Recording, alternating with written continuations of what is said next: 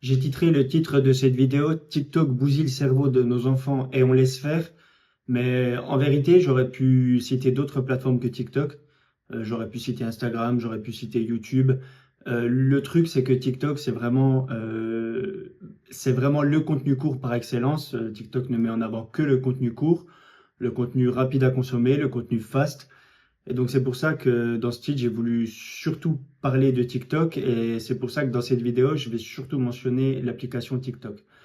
Le problème des applications qui mettent en avant le contenu court comme ça, c'est que c'est des décharges de dopamine en temps réel. C'est-à-dire que on scrolle, quelque chose ne nous intéresse pas ou ne capte pas suffisamment notre attention, on scrolle, on scrolle, on scrolle.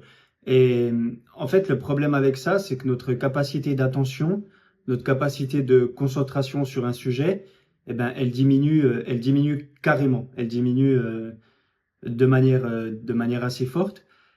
Et en fait, le souci que ça pose là derrière, c'est que je vais faire une petite aparté. J'ai vu quelque chose d'assez fou il y a quelques semaines.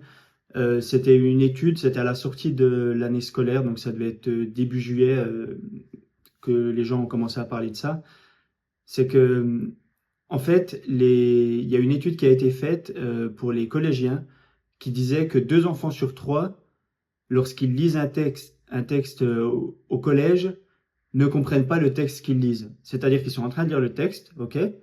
Mais si la maîtresse leur pose une question, 30 secondes après, tu viens lire le texte, quelle était la couleur de la maison dont tu m'as parlé, ils sont incapables de répondre. Et donc là, ça pose quand même une question assez profonde sur l'impact des réseaux sociaux sur ce type de problématique qu'il n'y avait pas avant. Donc en fait, je pense qu'il y a une part le problème des réseaux sociaux, là on parle de TikTok par exemple, mais il y a aussi la part qui est consacrée aux parents, c'est-à-dire que les parents, pour se débarrasser des enfants, pour ne pas avoir à s'en occuper le soir, eh ben, ça donne le téléphone, dans la salle d'attente chez le médecin, ça donne le téléphone. Et en fait, les enfants sont exposés de plus en plus tôt au contenu court. Et leur cerveau, il n'est pas apte à faire la distinction, pas à faire la distinction, mais à se concentrer sur quelque chose. Déjà, moi, en tant qu'adulte, je ressens énormément cet aspect-là, c'est-à-dire que je suis consommateur des réseaux sociaux. J'y suis pas mal parce que, bah, lié à mon travail, je suis amené à consommer beaucoup de contenu. Et c'est vrai que je me suis posé la question il y a pas longtemps et je me disais que même sur du contenu long, il était de plus en plus dur pour moi de me concentrer. Même lorsque je lis un livre, même lorsque j'essaye de me focus sur un domaine, eh ben directement quand je fais une tâche, je vais m'interrompre 30 secondes pour aller voir mon téléphone si j'ai reçu un message, pour tout un tas de choses comme ça qui fait que je vais avoir du mal à me mettre dans une tâche.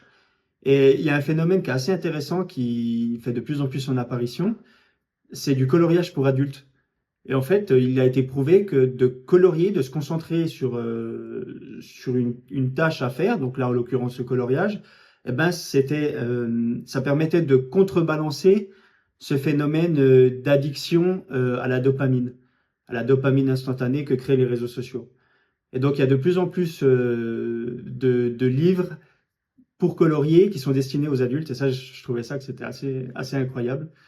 Et donc, pour en revenir au message de base, donc comme je disais, oui, il y a le problème des parents, ça c'est une évidence, hein. Les parents ont leur part de responsabilité dans ce qui arrive aux enfants. Parce que si l'enfant n'a pas à disposition la tablette ou le téléphone, ben, le problème se pose pas. Donc, les parents ont une responsabilité. Mais il y a aussi la responsabilité des plateformes. C'est-à-dire que moi aussi, en tant que créateur de contenu, je vois que si je fais des vidéos qui sont plutôt longues, plutôt travaillées, mais dont le mode de production, c'est-à-dire du contenu qui est vraiment dynamique avec du contenu coupé tous les 2 3 secondes pour que le cerveau n'ait pas le temps de se détacher du contenu et ne passe pas au suivant, eh ben, l'algorithme, bah là, en l'occurrence de TikTok, met beaucoup moins en avant mon contenu que si je fais quelque chose de vraiment dynamique pour que les gens qui consomment mes vidéos ne passent pas à autre chose. Et ça, c'est problématique parce que quand on regarde par exemple sur YouTube, moi YouTube, c'est la plateforme sociale que je préfère de loin. Il y a des personnes qui font des vidéos, c'est souvent des conférences ou même des podcasts. C'est des vidéos qui durent 1h15, 1h20, 1h30 et on a un maximum d'informations dedans. C'est-à-dire que un gars qui est entrepreneur, qui est parti de rien, qui a créé son entreprise, qui vaut à présent des milliards de dollars. Il te raconte sa vie professionnelle, ses échecs, ses réussites, comment il a fait pour en arriver là. Il te raconte 30 ou 40 ans de sa vie en 1h30 d'un gars qui a réussi. Et la vidéo, elle fait 1000, 2000, 3000 vues. Alors que c'est un gars qui pèse des milliards. Et tu as même des scientifiques sur des sujets qui sont très intéressants, qui vont faire des vidéos. Alors voilà, la vidéo, c'est un gars qui parle devant sa caméra comme moi je le fais, ou alors c'est une interview. C'est des vidéos qui sont souvent format long, où il y a beaucoup de valeur à l'intérieur. Mais au niveau des vues, ben, vu que c'est pas monté, vu que c'est pas travaillé, ça intéresse très peu de monde. Alors qu'il y a de la valeur. Et on peut pas me dire que sur des contenus courts, où c'est que le but c'est de mettre le maximum d'informations en un minimum de temps. Et d'ailleurs, c'est même pas forcément de la formation, c'est plus de l'entertainment, c'est plus du récréatif, de l'amusement.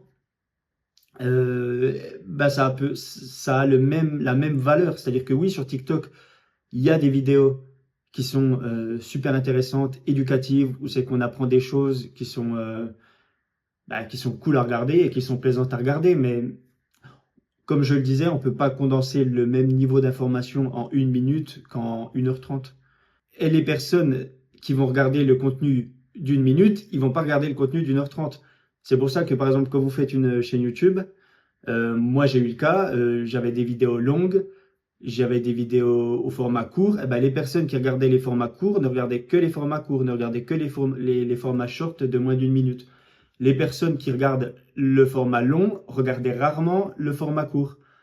Donc c'est là où on se rend compte qu'il y a deux types de consommateurs au niveau des réseaux sociaux. Donc oui, pour en revenir au sujet initial, au niveau des enfants et de leur addiction à la dopamine rapide qu'offrent les réseaux sociaux, bah franchement, je sais pas où ça va nous amener tout ça.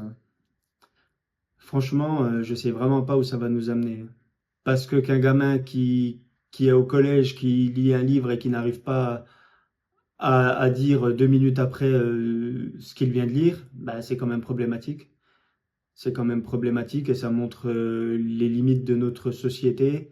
Parce qu'en fait, pour ajouter une dernière chose à cette vidéo, le problème des réseaux sociaux au format court comme ça, c'est que ça crée, en fait, ça annule toute forme de frustration.